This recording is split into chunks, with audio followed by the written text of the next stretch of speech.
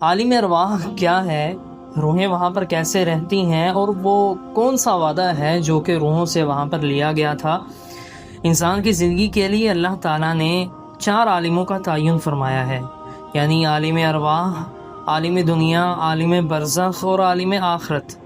حیات زندگی انہی 4 عالموں پر مشتمل ہے، اور ہر انسان کو ان 4 عالموں سے گزرنا پڑتا ہے۔ ہم عالم ارواح سے آئے ہیں، عالم دنیا میں رہ رہے ہیں، مرنے کے بعد عالم برزخ میں چلے جائیں گے، اور عالم آخرت میں قیامت کے دن پھر سے اکٹھے کیے جائیں گے۔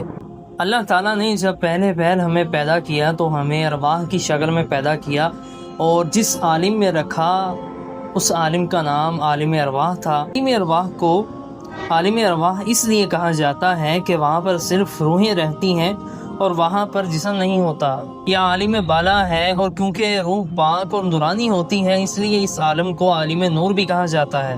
اسلامی روایات کے مطالعہ سے ہمیں یہ بات پتہ چلتی ہے کہ اس دنیا میں بھیجے جانے سے پہلے ہم سبھی ایک اور عالم میں بھی رہ کر آ چکے ہیں جسے عالم ارواح کہتے ہیں، یعنی روح کو انسان کے پیدا ہونے سے پہلے ہی پیدا کر کے عالم ارواح میں رکھا گیا ہے۔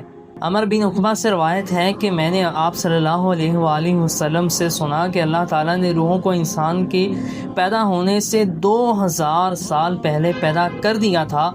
کائنات میں جب اللہ اور اس کے فرشتے کے سوا کوئی دوسری مخلوق نہیں تھی، تب اللہ تعالیٰ نے یہ ارادہ فرمایا کہ ایک ایسی مخلوق پیدا کی جائے جو کہ میری عبادت کرے اور مجھے رب تسلیم کرے۔ چنانچہ اللہ تعالیٰ نے اپنے نور سے عالم ارواح کو پیدا کیا، اور پھر اپنے خاص نور سے تمام روحوں کو پیدا فرمایا۔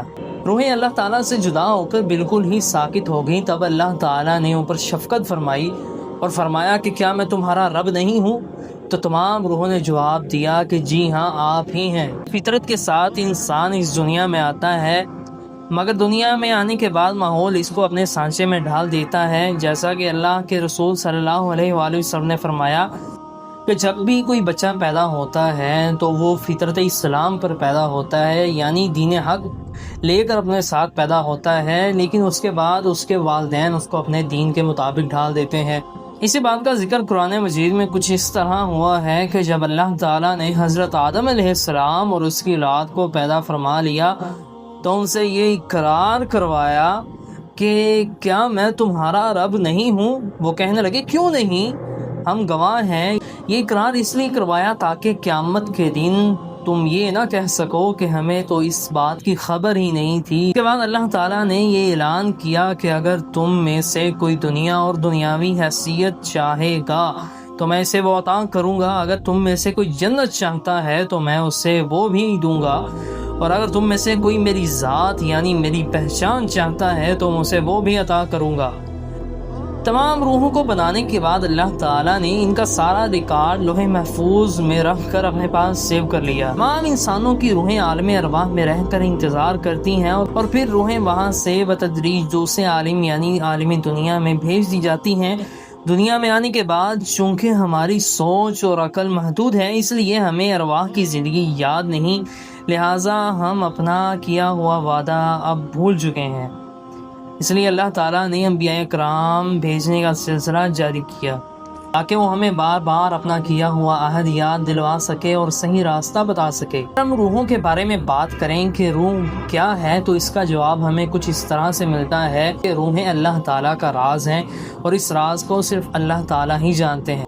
جب ایک بار کچھ یہودیوں نے آپ صلی اللہ علیہ وآلہ وسلم سے روح کے بارے میں سوال کیا کہ روح کیا ہے، تو اس وقت اللہ تعالیٰ نے یہ آیت نازل فرمائی، یہ لوگ آپ سے پوچھتے ہیں کہ روح کیا ہے تو فرما دیجئے کہ روح اللہ تعالیٰ کا حکم ہے، میرے رب کا امر ہے، اور تم کو اس کے بارے میں تھوڑا سا علم دیا گیا ہے۔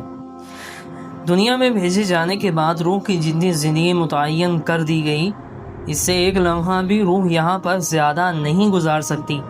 عالم دنیا حیاتی زندگی کی دوسری منزل ہے، یہی عالم دارالعمل ہے۔ یہیں پر کیے جانے والے اعمال کا انحصار اس چیز پر ہے کہ ہم لوگ آگے کون سے عالم میں بھیجے جائیں گے، یعنی عالم ارواح روحوں کا ویٹنگ روم ہے جہاں پر وہ دنیا میں آنے کا انتظار کرتی ہیں۔ اس کے بعد دنیا میں ایک عمر گزارنے کے بعد یہ روحیں عالم برزخ کی طرف چلی جاتی ہیں، اور وہ بھی ایک طرح کا ویٹنگ روم ہے جہاں پر تمام روحیں قیامت کے دن کا انتظار کرتی ہیں۔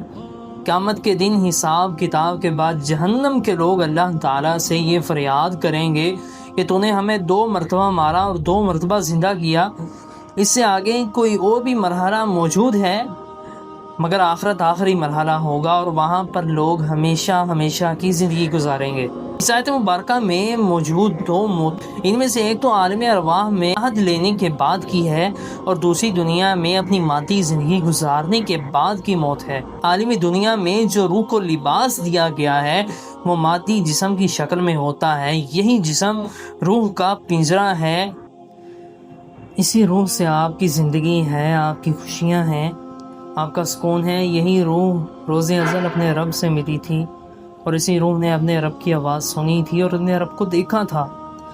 اسی روح نے عہد کے جواب میں قالو بلا کہا تھا، اور یہی روح ہے آپ کے مرنے کے بعد دوبارہ اپنے اگلے عالم میں بھیج دی جائے گی۔